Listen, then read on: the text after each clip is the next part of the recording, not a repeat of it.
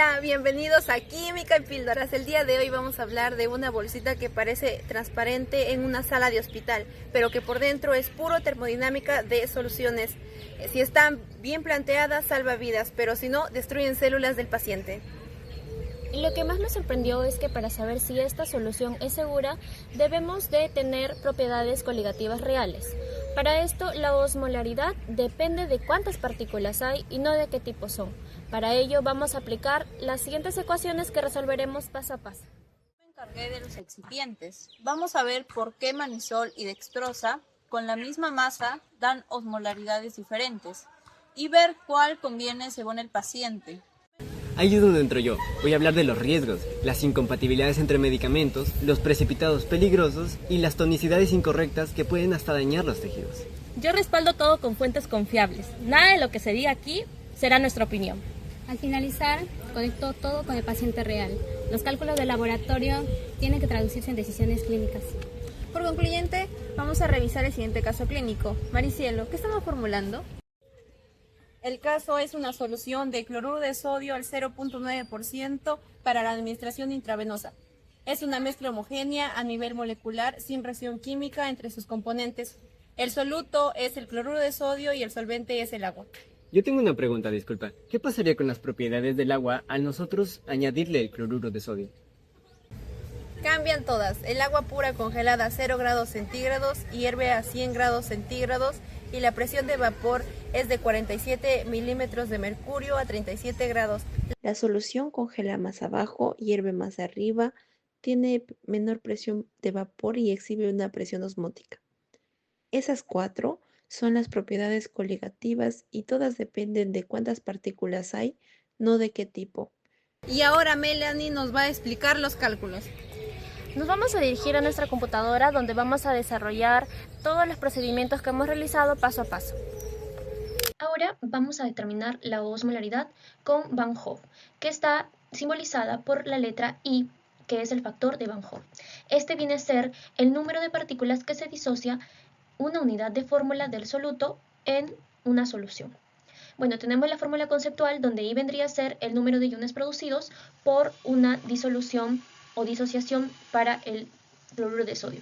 Por lo tanto, tenemos que el cloruro de sodio, al ser disociado en agua, nos va a dar dos iones, uno de sodio más uno de cloro. Un ion más otro ion. Por lo tanto, la I vendría a ser 2. Ahora, vamos con la molaridad. Tenemos los siguientes datos. La masa del cloruro de sodio en solución del 0.9% en 1 litro, que es de 9 gramos. Después tenemos el peso molecular del cloruro de sodio, donde el sodio, su peso molecular es 22.99 y el cloro 35.45.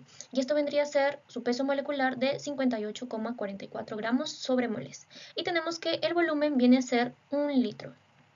Por lo tanto, vamos a aplicar la siguiente fórmula, que es la fórmula de la molaridad, que se multiplica los gramos, que viene a ser la masa, que está representada en gramos, sobre el peso molecular con su determinada unidad, que es gramos sobre moles, y por el volumen, que también está con su unidad en litros.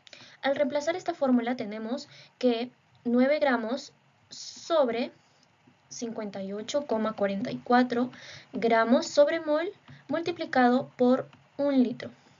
Y todo esto, la molaridad, nos da un resultado de 0,54 moles sobre litros. Tenemos que tener en cuenta que según la verificación de la Digemit, el rango isotónico está entre 270 a 310 milimoles sobre litros. Entonces ahora sí vamos a comprobar nuestra osmolaridad. Para la osmolaridad su fórmula es la siguiente. La osmolaridad es igual a la molaridad por el factor de Van Hoff.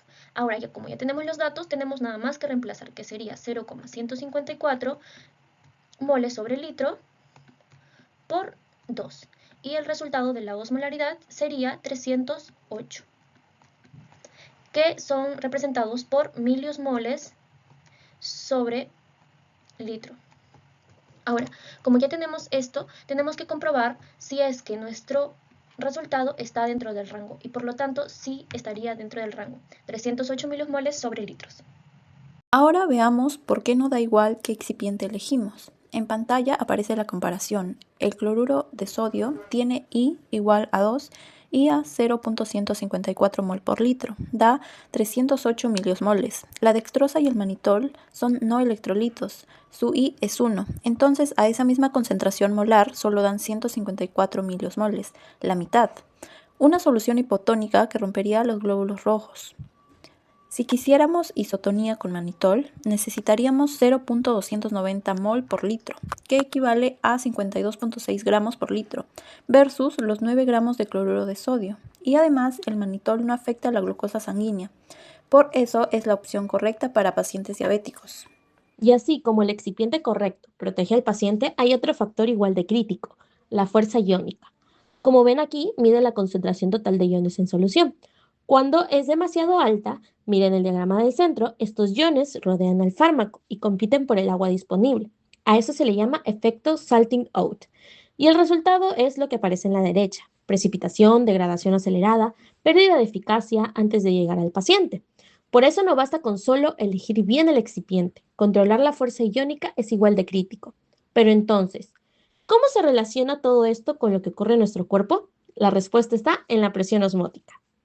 La presión osmótica es la presión mínima que impide que el flujo neto pueda atravesar una membrana semipermeable. En este caso, una membrana semipermeable es la membrana celular. En pantalla observamos la ecuación de la presión osmótica, que es igual al factor de Van Hoff multiplicado por la concentración molar del soluto, por la constante de gases ideales y por la temperatura en Kelvin. En este caso, I, el factor de Van Hoff, es 2. C es 0.154, R, que es la constante, es 0.08206 litros atmósfera por mol Kelvin, y T, que es la temperatura, sería 310 Kelvin, que son 37 grados centígrados.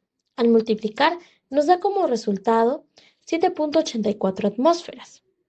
El plasma humano tiene entre 7.6 y 8, es decir, estamos en el rango. Si el valor del plasma no coincide, entonces el flujo osmótico va en dirección equivocada. Es decir, hablaremos de una hemólisis cuando dentro de una solución hipotónica el agua empieza a ingresar al glóbulo rojo. Por otro lado, hablaremos de una crenación siempre y cuando dentro de una solución hipertónica ocurra el proceso contrario, en cuyo ambos casos ocurrirá un daño celular severo. También tenemos que tener controlado el pH, pues la Farmacopea Europea recomienda un rango entre 4.5 y 8.5 para parenterales. Fuera de eso ocurrirá un proceso llamado flebitis o una irritación en los vasos sanguíneos. Es por ello que se debe utilizar de forma obligatoria la tabla de compatibilidades entre medicamentos. Todo lo que calculamos hoy se traduce en decisiones clínicas reales. ¿Por qué algunos soles contienen manitol y otros dextrosa? Porque el paciente importa. Un diabético no puede recibir dextrosa sin control glucémico. Un paciente con daño renal necesita fuerza iónica específicamente controlada. Todas estas decisiones que tomamos las realizamos en base a los cálculos que hacemos. Respondiendo a la pregunta de la doctora González, ¿cómo saber cuál plasma contiene mayor cantidad de agua? Es midiendo el descenso crioscópico. El plasma que contenga mayor variación del punto de congelación contendrá mayor cantidad de solutos y por ende menor cantidad de agua. Es la propiedad coligativa más fácil de medir en los fluidos biológicos y es una herramienta diagnóstica real. Antes de cerrar, el punto clave de cada una. Una solución parental es isotónica cuando su osmolaridad está entre 270 y 310 miliomoles por litro si no hay daño celular. Para la osmolaridad tenemos la fórmula que es igual a M por I, que es la siguiente de acá, que tenemos las variables con los nombres de los datos. Para el cloruro de sodio al 0.9%, I es igual a 2 y esta vendría a ser el resultado de 308 miliosmoles por litro dentro del rango estimado por la DIGEMI. El factor I define la osmolaridad. Manitol y dextrosa con la misma masa dan la mitad del cloruro de sodio. La incompatibilidad entre medicamentos genera precipitados, el pH fuera de lugar genera flebitis y la tabla de compatibilidad entre medicamentos es obligatorio ante cualquier mezcla. Cada cálculo que se realizó hoy protege a una persona real Gracias a todo el equipo y a ustedes por vernos. Esto fue Química en Filtro.